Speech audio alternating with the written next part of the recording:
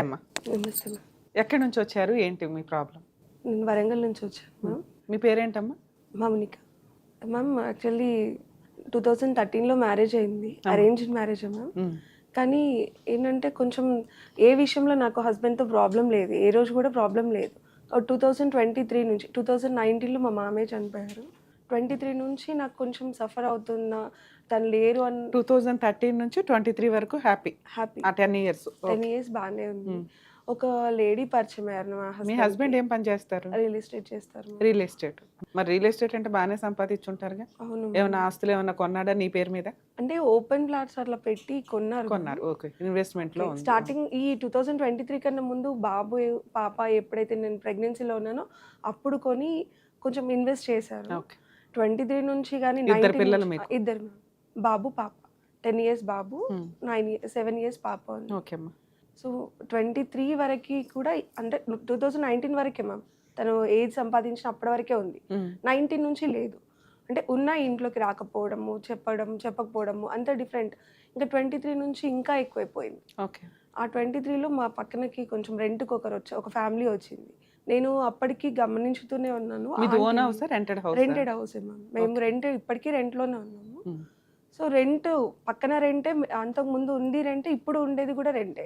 మా పక్కకి వేరే వాళ్ళు కూడా రెంట్కి వచ్చారు. ఎవరెవరు ఉంటారు ఇంట్లో? మీ అత్త, నేను, అత్తయ్య, మా హస్బెండ్, ఇద్దరు పిల్లలు. మామయ్య 2019లో ఎక్స్పైర్ అయ్యారు. ఓకే. అప్పటి నుంచి నేను గమనిస్తూనే ఉన్నాను. ఏంటంటే తను బయట తిరగడము, రావడము, ఇంట్లో సరిగా ఉండకపోవడం నాకు గమనించాను. అయినా పర్లేదులే, ఇంట్లో అయితే బాగుంటున్నాడు, పిల్లలతో బాగుంటున్నాడు కదా అని ఎవరికి చెప్పుకోలేదు. అత్తయ్యకి, ఆడపడుచులకు మాత్రమే చెప్పుకున్నాను మ్యామ్. 2023లో ఇంకా ఒకరిని, నేను ఒక ఆంటీ, ఆవిడకి 3 పిల్లలు, తనతో ఎక్కువ క్లోజ్గా మాట్లాడడం, నవ్వడం చూసి కూడా నేను చెప్పాను ఒకసారి బయట. సరదాగా పెద్దవాళ్ళతో మాట్లాడుతూనే ఉంటాం, పక్కింటి వాళ్ళు, ఎదురింటి వాళ్ళతో. అలా నేను మాట్లాడాను. అంత డౌట్ ఎందుకు వచ్చింది? అంటే నేను ఆ ఫ్యామిలీతో నేను కూడా మాట్లాడాను. ఆ టైంలో మా అత్తయ్యకి కొంచెం హెల్త్ ఇష్యూ ఉండేసరికి అక్కడ నుంచి మేము షిఫ్ట్ అయ్యాం వేరే హౌస్కి. అంటే హౌస్ షిఫ్ట్ చేయాలి అంటేనే షిఫ్ట్ చేసాం మేము. తర్వాత నుంచి అప్పుడు తను ఒప్పుకోలేదు. హౌస్ షిఫ్ట్ చేయడానికి కూడా చాలా గొడవ చేసిండ్రు. హౌస్ షిఫ్ట్ అయిన తర్వాత నుంచి ఇంకా ఇంట్లో సరిగా ఉండకపోవడము, నేను బయటికి వెళ్ళినప్పుడు వాళ్ళిద్దరికి అనిపించడం, కార్లో వెళ్తూ ఉంటే వస్తూ ఉంటే, నాకు అనుమానం వచ్చి నాది ఒక ఓల్డ్ ఫోన్ రికార్డ్ చేసి కార్లు కింద పెట్టాను. కార్లో సీట్ కింద పెట్టేశాను. అందులో రికార్డింగ్లో టోటల్గా ఆ అమ్మాయి ఆవిడతో మాట్లాడినవి ఉందా? రికార్డింగ్ ఉందా? లేదు మ్యామ్. అయితే నేను ఎప్పుడు దొరికింది మీకు రికార్డింగ్? 2023లోనే. 2023 సమ్మర్ ఆ టైంలో, ఫెబ్ నుంచి ఈ టైంలో ఫెబ్లో మ్యామ్. నేను ఎందుకు అట్లా పెట్టానంటే, అంతకుముందు అక్కడ ఉన్నప్పుడు చూసాను ఆంటీతో, నేను క్లోజ్గానే మాట్లాడాను. యాజ్ ఎ మదర్గా అనిపిస్తున్నారు ఆంటీ మీరు నాకు, మేము మా మమ్మీకి 3 ఆడపిల్లలము అని బాగా క్లోజ్గా మాట్లాడాను. వయసు ఉన్న ఆవిడతోటి మీ ఆయనకి అక్రమ సంబంధమా? అవును మ్యామ్. అంటే ఇంకా దాంట్లో వేరే కూడా ఉంది. చెప్పు. సార్ నేను దొరకబట్టిన తర్వాత ఆవిడ వయసు ఎంత ఉంటుంది సుమారు? 40+ ఉంటుంది మ్యామ్. మీ హస్బెండ్ వయసు ఎంత? 38 ఉంటుంది. వారిని నాకు 35, తనకి 38. 38, ఆవిడ 40. ఏముందమ్మా, పెద్ద అమ్మ క్యారెక్టర్ లో ఎందుకు ఊహించావు? నేను ఊహించలేదు మ్యామ్, జరిగినది సిచ్యువేషన్. తను కూడా, ఆవిడ కొంచెం మీకంటే కొంచెం పెద్దదో, 2-3 ఇయర్స్ పెద్ద. లేదు మ్యామ్. యాక్చువల్లీ ఏంటంటే నేను రికార్డింగ్స్ విన్న తర్వాత, ఓకే అక్రమ సంబంధం ఓకే. నేను అనేది మీ అమ్మ వయసు ఉన్న అంత ఆవిడతోటి మీ ఆయన అక్రమ సంబంధం పెట్టుకోలే. ఆయనకంటే 2-3 సంవత్సరాలు పెద్ద ఆవిడతో అక్రమ సంబంధం పెట్టుకున్నాడు. ఆవిడతో అక్రమ సంబంధం కంటిన్యూ అవుతుంది, వీళ్ళు కొంచెం అబ్నార్మల్ గా ఉన్నారు అని ఏ విషయం మీద మీకు అనిపించింది? నువ్వు బానే మాట్లాడావు, ఆయన బానే మాట్లాడుతూ? లేదు మ్యామ్, మాకు కాల్స్ వచ్చేది ఆయన ఫోన్ కి. అంతకు ముందు వరకు 2023 ఆవిడ మీద ఎందుకు అనుమానం వచ్చింది? కాల్స్ వచ్చాయి మ్యామ్. ఆవిడే కాల్ చేయడం. నువ్వు కూడా మాట్లాడేదానివా? ఎందుకంటే నీకు పరిచయమే కదా ఆవిడ. తన ఫోన్ మ్యామ్, తన ఫోన్ కోసం నేను హలో అన్నప్పుడు నాతో మాట్లాడితే నేను గమనించేదాన్ని. సో ఏంటంటే చెప్పండి ఆంటీ అని నేను మాట్లాడేదాన్ని నార్మల్ గా. కానీ తను మా మాట వినేసి కట్ చేశారు. నేను మా అత్తయ్య డిస్కషన్ చేసాం, ఇట్లా కాల్ చేస్తున్నారంటే ఒకసారి మా అత్తయ్య మాట్లాడింది. ఏంటమ్మా ఎందుకు ఫోన్ చేస్తున్నాడు, మేము షాప్లో మాకు డబ్బులు ఇవ్వాలి మీ బాబు అంటే, సరే అని పేమెంట్ చేయించాను. ఇంకా అప్పటి నుంచి ఫోన్ సైలెంట్. స్క్రీన్ రికార్డ్ ఎట్లా పెట్టావు? ఆయన ఫోన్ లో రికార్డ్ పెట్టేసి? నా ఫోన్ మ్యామ్ వేరే ఫోన్, తన కార్లో నాకు అనుమానం వచ్చింది. కానీ అంతసేపు రికార్డ్ ఆన్ లో ఎలా ఉంటది? 8 hours పెట్టాను మ్యామ్. 8 hours ఉంది, అందులో కట్ చేసుకున్నాను. ఫోన్ రికార్డులు పెట్టుకోవచ్చట 8 hours 10 hours? నేను అది యూజ్ చేయని ఫోన్ మ్యామ్, టూ ఫోన్స్ ఉండే. అంతసేపు రికార్డ్ అయ్యింది. రికార్డ్ అయింది అందులో అంటే తన వాయిస్ విన్నది నేను మా అత్తయ్యకి ఆడపడుచుకి కూడా చూపించాను. మమ్మీకి ఏ రోజు అందులో చెప్పలేదు. నీకేమనిపించింది? ఏంటంటే షాప్కి వెళ్ళడం, వాళ్ళని షాప్ దగ్గర డ్రాప్ చేయడము, డ్రాప్ చేసిన తర్వాత ఈ లంగాలు బ్లౌజులు అని మాట్లాడడం. సో ఇంట్లో వాళ్ళతో ఎట్లా మాట్లాడారో వాళ్ళతో అట్లానే మాట్లాడితే కూడా నేను అప్పటికి కూడా ఏం అనదు మ్యామ్, చెప్పాను. 8 hours రికార్డ్ వేస్ట్ అయింది అప్పటికి. నేను అడిగాను, అడిగితే అవును నేను విన్నా, ఇంకొంచెం వేరే వేరే టాపిక్స్ కూడా ఉండే నాకు అందులో. అవే చెప్పాలి, మాకు తెలియాలి కదా.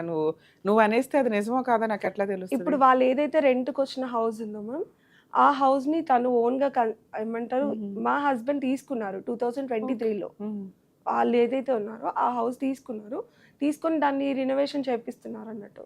చేపించేటప్పుడు కాల్స్ చేసి వేరే వాళ్ళకి కాల్ చేసి వాళ్ళు ఊరు వెళ్తారు, నువ్వు వచ్చి దీన్ని రిపేర్ చెయ్యి, వాళ్ళు ఉండరు అని మళ్ళీ వాళ్ళని మ్యారేజ్ దగ్గర డ్రాప్ చేయడము, ఇవన్నీ విన్నాను. ఇంకా కొంచెం వల్గర్ గా కూడా నాకు ఇంకా చెప్పుకోలేను మాట.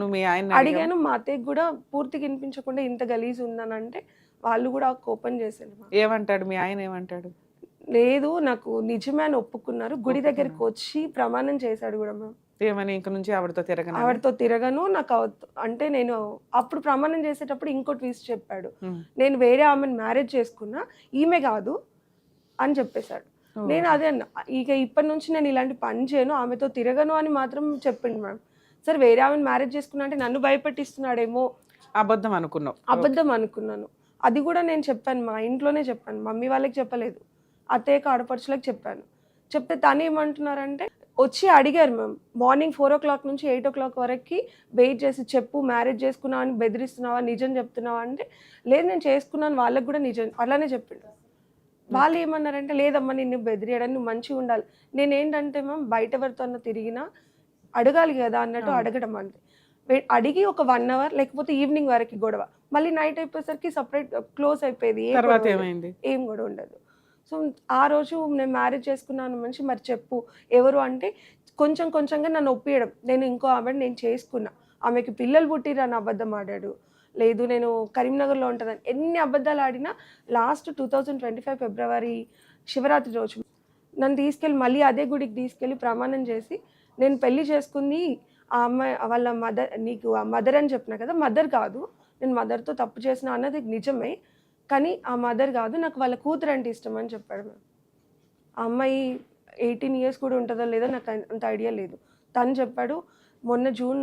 సో వాళ్ళ అమ్మతో మాట్లాడేది అబద్ధం, ఏదో రొమాంటిక్ గా మాట్లాడడం, ఇవన్నీ కూతుర్ని లైన్లో పెట్టడానికి. సో కూతుర్ని లైన్లో పెట్టాడు, కూతుర్ని పెళ్లి చేసేసుకున్నాడా? ఓకే, కానీ అక్కడ అమ్మతో తప్పు చేసింది, కార్లో మిస్టేక్ చేసింది అన్ని రికార్డింగ్లో వల్గర్గా పడినాయి, ఒప్పుకున్నాడు.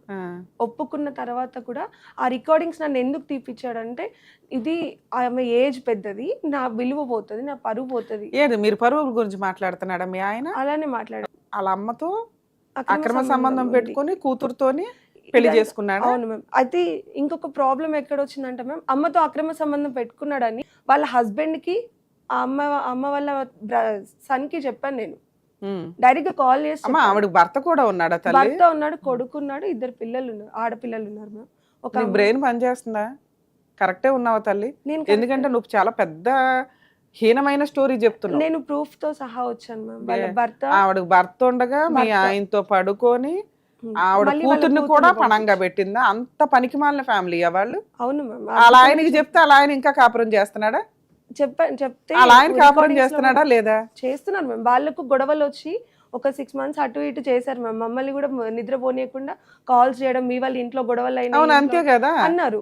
మరి అన్న తర్వాత తను ఏమన్నారంటే అమ్మా నీ భర్త నా భార్యతో కాదు నా కూతురు కావాలంటున్నాడు, మరి నా కూతురు పెళ్లి చేసుకుంటా అంటున్నాడు, నువ్వు ఒప్పుకుంటే నా బిడ్డని ఇస్తా అని చెప్పేసి నాకు ఆయన అన్నాడా? ఆయన రివర్స్ చేశారు. ఆయన అన్నాడు.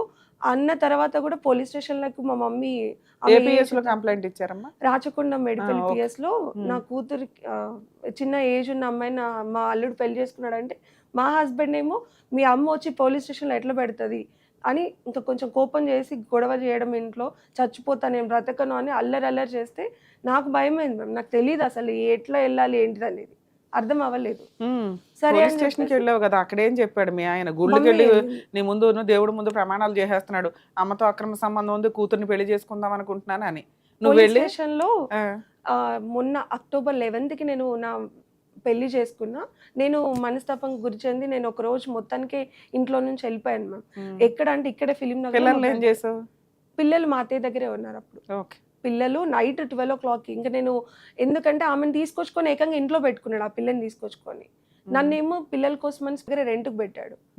తను వచ్చేసేమో ఇదివరకు నేను ఉన్న ఇంట్లోకి ఆ అమ్మాయిని తీసుకొచ్చుకున్నాక అత్తయ్య నా దగ్గరికి వచ్చిండ్రు. ఇంకా తను ఆ అమ్మాయి ఇద్దరే ఉన్నారు. అసలు మీ అత్తగారిని తీసుకురావాల్సింది, అప్పుడు ఇంకా తెలిసేది మనకి నిజాలు ఏంటి అని. ఇలాంటి ఒక ఇది జరిగిద్దా? సొంత భార్య ఉంది, ఆ అమ్మాయి పోలీస్ స్టేషన్ చుట్టూ తిరుగుతుంది, కేసులు వేయడానికి రెడీ అవుతుంది, అత్తగారు ఇంట్లో ఉన్నారు, కొడుకు ఇంకెవతనో తీసుకొచ్చి ఇంట్లో పెడితే మీ అత్తగారు ఊరుకుంటుందా? అత్తయ్య ఆడపడుచు ఏమన్నారంటే, ఇదంతా ఇద్దరు భార్యలు ఉన్న వాళ్ళు ఎవరు లేరా అంటే, నేను అప్పటికి ఫస్ట్ నుంచి మొత్తుకునేది మదర్తో అక్రమ సంబంధం పెట్టుకున్నాక బిడ్డను ఎట్లా చేసుకుంటారు నేను లేకపోతే ఓకేనా నీకు? మదర్తో అక్రమ సంబంధం లేకపోతే మరి ఆ విషయం మాట్లాడదాం ఫస్ట్. నేను అదే అన్నాను. నాకు ఎట్లా, నేను ఇద్దరు పిల్లల తల్లిని, ఆయన ఇద్దరు పిల్లల తండ్రి అని తెలుసు, అతనికి 38 years ఉంటాయని తెలుసు, ఆమెకి 18 years. ఎట్లా ఒప్పుకుంటున్నారు వీళ్ళు? ఎందుకు వాళ్ళ ఆయన ఒప్పుకుంటున్నాడు, వాళ్ళ అబ్బాయి ఒప్పుకుంటున్నాడు, వాళ్ళ కూతురు ఒప్పుకుంటుంది, మీ అత్త ఒప్పుకుంటుంది, మీ ఆడపడుచు ఒప్పుకుంటున్నారు. ఎందుకు? ఏ సమాజంలో ఉన్నారు మీరు? వాళ్ళు ఎందుకు ఒప్పుకుంటున్నారు? నన్ను కూడా బలవంతం చేశారు మ్యామ్. ఒప్పుకోమనా? సరే, నువ్వు ఒప్పుకుంటే ప్రాబ్లం క్లియర్. నేను ఒప్పుకుంటే ప్రాబ్లం క్లియర్ అవుతుందని నన్ను బలవంతం చేస్తే, ఒక రోజు ఇంట్లో ఎవరు లేరు. ఒప్పేసుకున్నావా? లేదు మ్యామ్. అయితే నార్మల్గా ఒకసారి చూపిస్తాను. ఇలాంటి పేపర్ తీసుకొచ్చి వాళ్ళ ఫాదర్, బ్రదర్, మా హస్బెండ్, ఆ అమ్మాయి గుడి దగ్గరికి వచ్చి, నువ్వు ఆ అమ్మాయికి నిజంగానే నా హస్బెండ్ అంటే ఇష్టమా, ఎందుకంటే ఆమె ఏజ్ చిన్నదని నేను అడిగితే, నేను ప్రమాణం చేసి నాకు నీ హస్బెండ్ అంటే ఇష్టం అనేసి నాతో ఇలా రాపించుకున్నారు మ్యామ్. నీతో రాయించుకున్నారు. నేను అంటే నేను ఇక ఈయన మారడు మనిషి అని, దాదాపుగా 8 years నేను తనతో 8 months తనతో స్ట్రగుల్ అవుతున్నా. ఆల్రెడీ 2 years నేను ఈ ప్రాబ్లమ్ ఫేస్ చేస్తున్నా అని చెప్పేసి, ఇంకో నాకు పిల్లలకి ప్రాపర్టీ అంతా రాసేసి నువ్వు ఎక్కడైనా చావని అంటే, నాకు అట్లా వాళ్ళ అమ్మాయి వాళ్ళ నాన్న అన్నయ్య సైన్ చేసి ఇచ్చారు. అయితే ఈ పేపర్ కోర్టుకు కానీ దేనికి కానీ చెల్లదు కదా, నేను డైవర్స్ తీసుకున్నట్టు కాదు కదా. మొన్న ఆగస్టులో రాసుకున్నారు. నేను ఎవరి పేరు? ఓకే, వాళ్ళ నాన్న, అమ్మాయి వాళ్ళ నాన్న. నా ఇంటికి నా బిడ్డ కోసం ఇల్లరికం అల్లుడుగా వస్తున్నా, అప్పుడప్పుడు వస్తూ ఉంటాడు. అప్పటి నుండి పలానాకి ఏం జరగకుండా చూసుకునే బాధ్యత నాది. నా బిడ్డ కోసం ఇంటికి అప్పుడప్పుడు వస్తూ నా బిడ్డతోనే ఉంటున్నప్పుడు తనకి ఏం జరగకుండా ఎన్నిసార్లు రాస్తారు ఇది? మా ఇంటికి మాత్రమే వస్తాడు, తనని ఇంకా ఎక్కడికి తీసుకెళ్ళను తెలియకుండా తీసుకొని వెళ్ళాము. నీకు తెలియాల్సినవి నీకు చేయాల్సినవి చేసిన తర్వాత నుండి మా ఇంటికి రావడానికి అనుమతిస్తాము. ఏముంది ఇందులో? ఆ పేపర్ అడ్డు పెట్టుకొని పెళ్లి చేసుకున్నారని చెప్తాను. అడ్డే ఉందమ్మా, అసలు ఇందులో ఏముంది తల్లి? తన ఇంటికి, అమ్మాయి వాళ్ళ ఇంటికి తీసుకొచ్చుకుంటాను, వాళ్ళ ఇంటికి వెళ్తాను అని చెప్పేసి ఈయన అప్పటి నుంచి దాదాపుగా 8 months నుంచి మ్యామ్. ఇందులో ఏమీ లేదు. ఏదైనా ఉంటే పేపర్ పనికి వస్తుంది, పేపర్ పనికి రాకపోవడం ఏమి ఉండదు. ఇందులో నువ్వు చెప్తున్న స్టోరీ ఏమీ లేదు. పలానా వ్యక్తి నీ ప్రాబ్లం సాల్వ్ అయినాక మా ఇంటికి వస్తాడు, అప్పటిదాకా మేము ఎంటర్టైన్ చేస్తామని. ఇంకో పేపర్ ఉంది, అదేంటిది? ఇది నా హస్బెండ్ రాశారు. ఏం రాశాడు? ఆ పేపర్ కోర్టులో పనికి రాకపోవడం కాదు తల్లి, పేపర్లో ఏమీ లేదు. ఏమీ లేనప్పుడు అది ఎందుకు ఉపయోగపడుతుంది? అదే టైంకి ఈయన కూడా రాశాడా? నేను రాసిచ్చింది తన దగ్గర ఉంచుకున్నా. ఇంటికి ఇల్లరికంగా పోయి ఇల్లరికం అనే ఎవరింటికి ఇల్లరికం? వాళ్ళ ఇంటికి. నా పిల్లలకి ఏ లోటు లేకుండా అన్ని బాధ్యతలు నేను చూసుకుంటాను. నా తల్లిగారి కుటుంబాన్ని దూరంగా పెట్టి పిల్లలకి అన్ని ఆస్తులు రిజిస్ట్రేషన్ చేసి ప్రతి ఇయర్ తులం బంగారం పాపకి కొంటూ నా భార్య దగ్గర పెడతా. నా భార్యకి ప్రతి నెల ఇంటి అవసరాల నిమిత్తం 10,000 చేతికి ఇస్తా.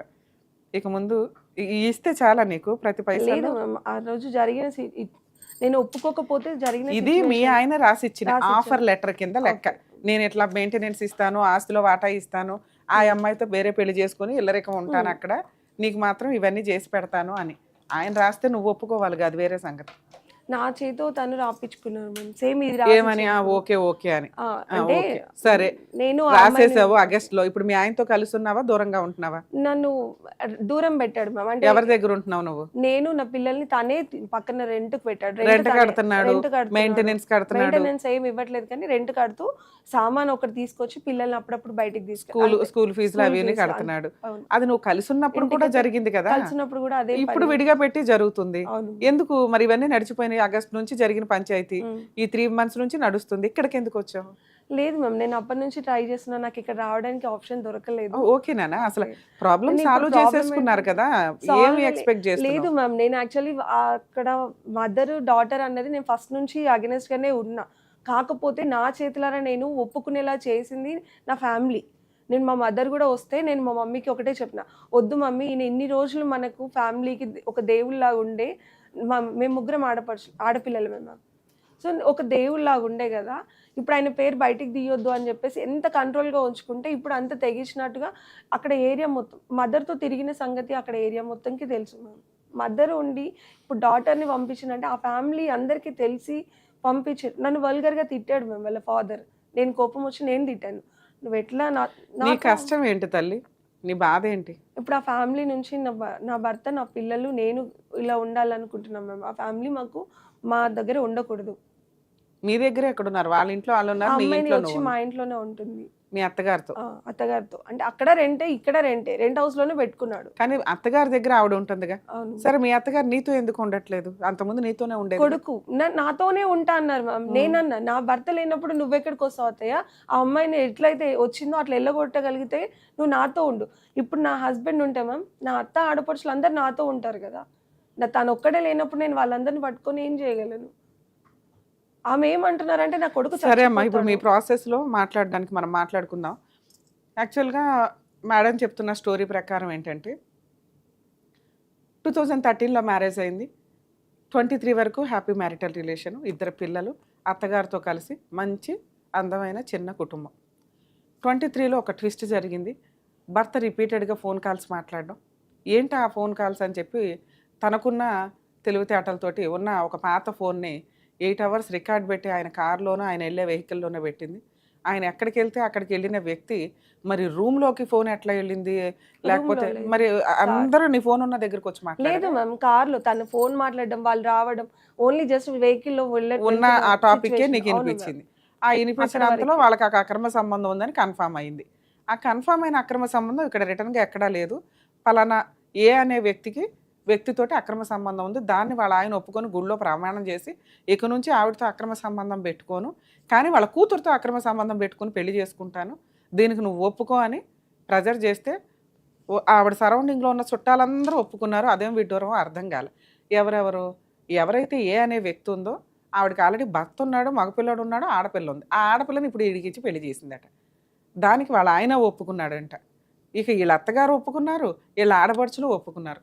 ఇలాంటి ఒక అద్భుతమైన సంఘటనకి ఒక సెటిల్మెంట్ జరిగింది. అది ఈయన ఆ లెటర్లో ఎక్కడా కూడా వాళ్ళ హస్బెండ్ నేను పలానా అమ్మాయిని పెళ్లి చేసుకొని అక్కడ ఉంటాను అని రాయలా.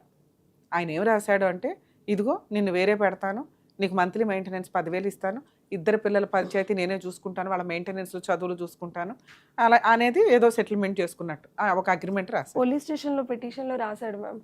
నేను అక్టోబర్ 11th నేను పెళ్లి చేసుకున్నా, 12th నా పెద్ద భార్య ఇంట్లో నుంచి వెళ్ళిపోయిందని నేను మిస్సింగ్ కంప్లైంట్ ఇచ్చాను. నా పేరు ఆయన నేను అది రెండో complaint అమ్మాయిని పెళ్లి చేసేసుకున్నాను అన్నాక నీకున్న బుద్ధికి రూల్ ప్రకారం కేసు ఫైల్ చేయాలి.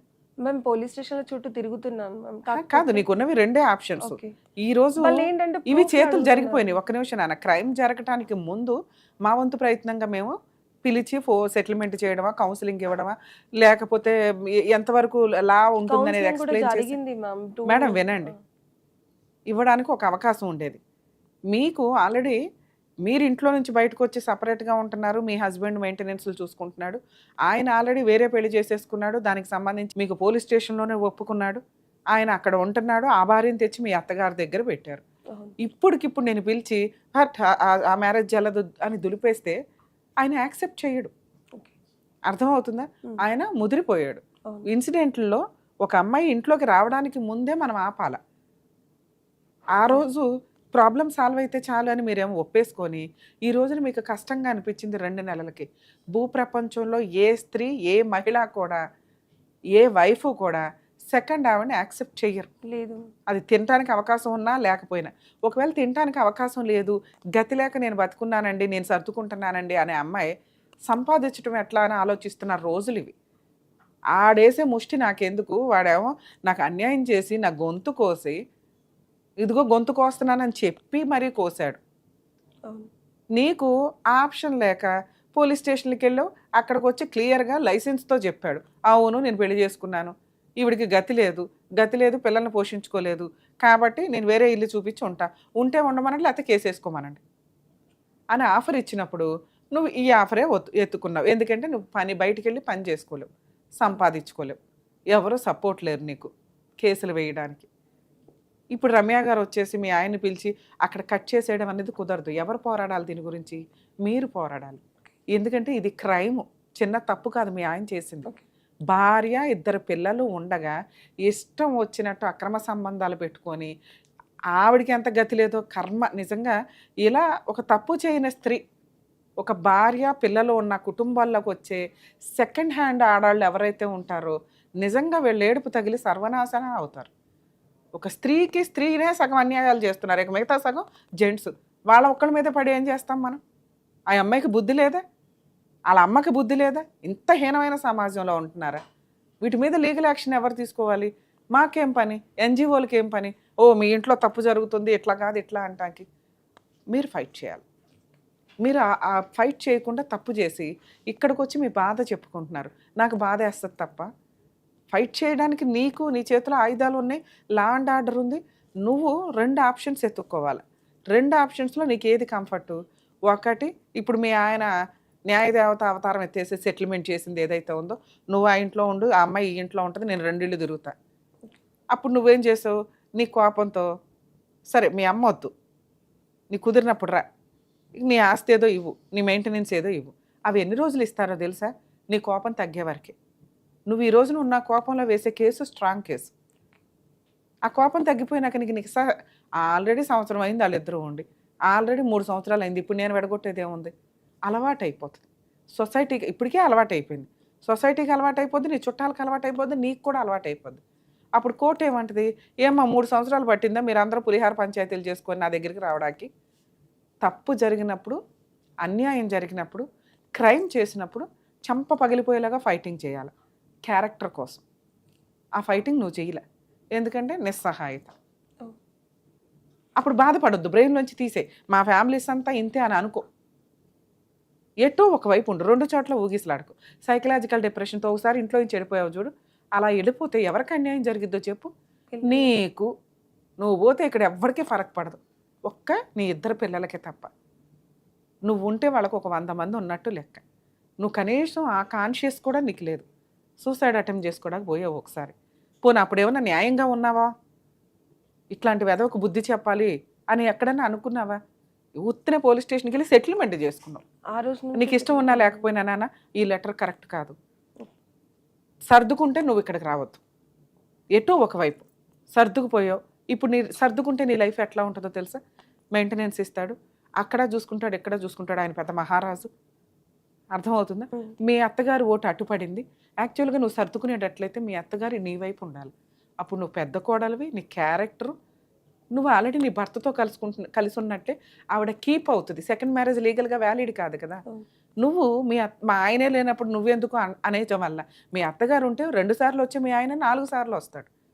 నీ పిల్లలకి తండ్రి ఉంటాడు, నీకు భర్త ఉంటాడు, కీప్ బయట ఉన్నట్టు లెక్క. నువ్వు మీ అత్తగారిని ఇక్కడ తెచ్చుకోకపోవడం వల్ల అక్కడ సెకండ్ భార్య మంచిది, సెకండ్ భార్య అయింది, కీప్ అవల. ఓకే, సెకండ్ భార్య మంచిది, అత్తగారిని పువ్వుల్లో పెట్టుకొని చూసుకుంటుంది. ఫస్ట్ భార్య గయాళి గంప, బయటికి వెళ్ళిపోయింది పిల్లల్ని తీసుకొని. అమ్మో మా పిల్లోడు కష్టపడిపోతున్నాడమ్మా, తెచ్చిన 10 రూపాయలు అక్కడ 5 రూపాయలు ఇక్కడ 5 రూపాయలు ఇవ్వలేక అని మళ్ళీ వేలు నీ వైపే చూపిస్తున్నారు. అలాంటి హీనమైన కుటుంబ ఫ్యామిలీ సర్కిల్ నీది. అర్థమవుతుందా? సో సర్దుకుంటే మీ అత్తగారిని కూడా తెచ్చుకొని నువ్వు పెద్ద భార్య, ఆవిడ కీప్ అనే క్యారెక్టర్ వచ్చేలాగా చూసుకొని ఎక్కడికక్కడ ఫైనాన్షియల్ కంట్రోల్ నీ గ్రిప్లో పెట్టుకుంటూ ఉండు. అయిపోయింది, సర్దుకున్నావు. సర్దుకుంటే పూర్తిగా ఇక లౌక్యం ప్రదర్శించు.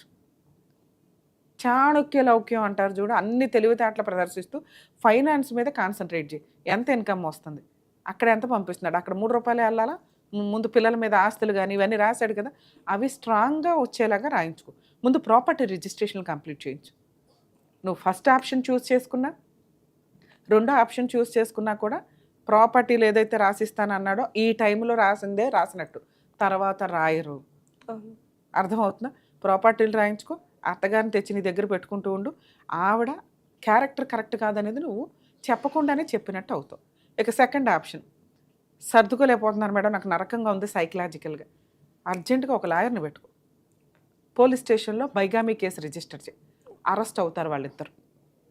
ఓకే, కాకపోతే నీకు భర్త ఉండడు దగ్గర, నీ ఇల్లు నువ్వు నడిపించుకోవాలా, నీ పిల్లల ఫీజులు నువ్వు చేసుకోవాలా, నీ కుటుంబం నువ్వు రన్ చేసుకోవాలి. అత్తగారు ఉండదు, ఉండాల్సిన అవసరం లే, తోలు తీస్తే అందరికీ తీయాలి నువ్వు. ఎవరెవరికి? ఆ ఉంచుకున్న ఆవిడకి, మీ ఆయన చేసుకున్న అత్తగారితో అక్రమ సంబంధం పెట్టుకున్నాడుగా, ఆవిడ్ని, ఈవిడ్ని, వాళ్ళ ఆయన్ని, మీ అత్తగారిని, మీ ఆడపడుచులు, మొత్తం అందరినీ చుట్టేయడమే. ఒక భద్రకాళిలాగా న్యాయ పోరాటం చేయడానికి నువ్వు ముందుకెళ్తే పోలీస్ స్టేషన్లో కేసు, సఖీ సెంటర్లో మెయింటెనెన్స్, ఇప్పుడు ఆయన ఏదో దానం చేస్తున్నాడు చూడు, అది నువ్వు హక్కుగా వసూలు చేసుకోగలుగుతావు. మెయింటెనెన్స్, నీకు పిల్లలకి మెయింటెనెన్స్ ఈజీగా వస్తుంది. ప్రాపర్టీ షేర్లు ఇప్పుడు ఇవ్వడగా, మనం కోర్టు దాకా వెళ్తే, కానీ కోర్టు ద్వారా డొమెస్టిక్ వైలెన్స్ కేసులో నువ్వు వసూలు చేసుకోవచ్చు. ఈ 2 కేసులు, ఒకటి వాళ్ళు అరెస్ట్ అవుతారు, 2 నీకు ఇస్తానన్న మెయింటెనెన్స్ 6 months 8 months పడితే తప్ప ఖచ్చితంగా నీకు ఫ్రీ లీగల్ ఎయిడ్ దొరుకుతుంది. మెయింటెనెన్స్లో ఆస్తుల వాటా కూడా నీ పిల్లలకి వస్తుంది. ఎందుకంటే ఇది చాలా పెద్ద కేసు. తప్పు చేసిన వాళ్ళని క్షమించి కాపురాలు నిలబెట్టుకోవచ్చు. అక్రమ సంబంధం పెట్టుకున్నాడు, సరే 2 పిల్లలు నువ్వు సర్దుకుందాం అనుకుంటున్నావు కాబట్టి పోన్లేనైనా కౌన్సిలింగ్ ఇచ్చి ఇట్లా అని అనొచ్చు. క్రైమ్ చేసేసాడు, భార్య ఉండగా ఒక లైసెన్స్గా ఇంకో అమ్మాయిని పెళ్లి చేసుకున్నాడు. ఇలాంటి వ్యక్తిని క్షమించమని నేనైతే అనను. సెకండ్ ఆప్షన్ చూసుకోమని చెప్తా. కానీ చెప్పడం వేరు, ప్రాక్టికల్గా ఫేస్ చేయడం వేరు కదా నాన్న. ఇంటికి వెళ్ళు, ఆలోచించుకో, ఒక షీట్ వేసుకొని, ఇగో ఇతనితో కలిసి ఉంటే ఇట్లా కంఫర్ట్ జోన్ ఇంతే. అప్పుడు బ్రెయిన్లో నుంచి నీకున్న టెన్షన్ తీసే. కనీసం నేను చెప్పినట్టు మీ అత్తగారు నీ దగ్గర పెట్టుకొని, నువ్వు ఫస్ట్ భార్య, ఆవిడ కీప్ అనే క్యారెక్టర్ని ఇది చేయి. లేదా లీగల్గా దిగిపో, అడ్డంగా వెళ్ళు. 5 years అన్న ఫైటింగ్ నడుస్తుంది. మ్యాక్సిమం 1.5 yearలో నీకు మెయింటెనెన్స్ అయితే ఆర్డర్ అవుతుంది. నువ్వు కేసు వేసిన దగ్గర నుంచి నీకు 498 కేసు ఫ్రీ, డొమెస్టిక్ వైలెన్స్ కేసు సఖీ సెంటర్కి వెళ్ళి వేసుకో, అది కూడా ఫ్రీ. సరే, కొంచెం ధైర్యంగా ఉండు నాన్న. రెండిట్లో ఏదో ఒకటి, 2 బ్రెయిన్లో పెట్టుకొని ఇబ్బంది పడమాకు. ఎందుకంటే ఇక్కడ ఒక్కసారి బ్రెయిన్లో డ్యామేజ్ అయ్యింది ఆలోచన విధానం అంటే అది బాడీ మీద పడుతుంది, పిల్లల మీద పడుతుంది. సర్దుకుంటే పూర్తిగా సర్దుకో, లేకపోతే పూర్తిగా బయటకు వచ్చి వాళ్ళు తోలుతాయి. అప్పుడు ఆటోమేటిక్గా ఆవిడకి ఈలోపు ఎవరో ఒకటి దొరుకుతాడు, కట్ చేసుకుంటుంది మీ ఆయన్ని. మళ్ళీ నా భార్య నాకు ముఖ్యం అంటే అక్కడ ఆల్రెడీ అత్తగారు ఉంటుంది కాబట్టి ఓట్లు ఎక్కువ పడుతుంటాయి మీకు. సరేనా, ధైర్యంగా ఉంది తల్లి, all the best. Thank you. బాబోయ్, చాలా దారుణంగా ఉంది. అంటే తప్పు చేస్తే అక్రమ సంబంధాలు పెట్టుకుంటే సరే, పిల్లలు ఉన్నారు కదా, కౌన్సిలింగ్ ఇచ్చో లేకపోతే ఇంకో రకంగానే సర్దుకోండి అని చెప్పొచ్చు. కానీ పాపం ఒక నిస్సహాయ స్త్రీ అని తెలిసి కూడా, ఒక భర్త దేవుడితో సమానం ఒక భార్యకి, కానీ ఇంకొక స్త్రీని తీసుకొచ్చి ఇదిగో ఈ అమ్మాయితో నేను పెళ్లి చేసుకున్నాను అంటే అది క్రైమ్ కింద లెక్క ప్రజెంట్ మనకున్న ల్యాండ్ ఆర్డర్ ప్రకారం. సో అటువంటి వ్యక్తులు నిజంగా ఫైట్ చేయాలి అనుకుంటే పోలీస్ స్టేషన్లో 498 కేసు, బైగామీ కేసుతో పాటు సఖీ సెంటర్లో 4 DVC కేసులు కూడా ఫైల్ చేయొచ్చు. కానీ వీళ్ళకి బ్యాక్గ్రౌండ్లో సరిగ్గా ఏం సపోర్ట్ లేకపోవడం వల్ల చాలామంది పాపం సైకలాజికల్గా డిప్రెషన్లోకి వెళ్ళటము, సూసైడ్ అటెంప్ట్స్ చేయడమో చేస్తున్నారు. దయచేసి న్యాయం కోసం పోరాడండి. ఎందుకంటే క్రైమ్ జరిగినప్పుడు సర్దుకోవడం అనేది మనం సొసైటీలో క్రైమ్ని ఇంక్రీజ్ చేసిన వాళ్ళం అవుతాం.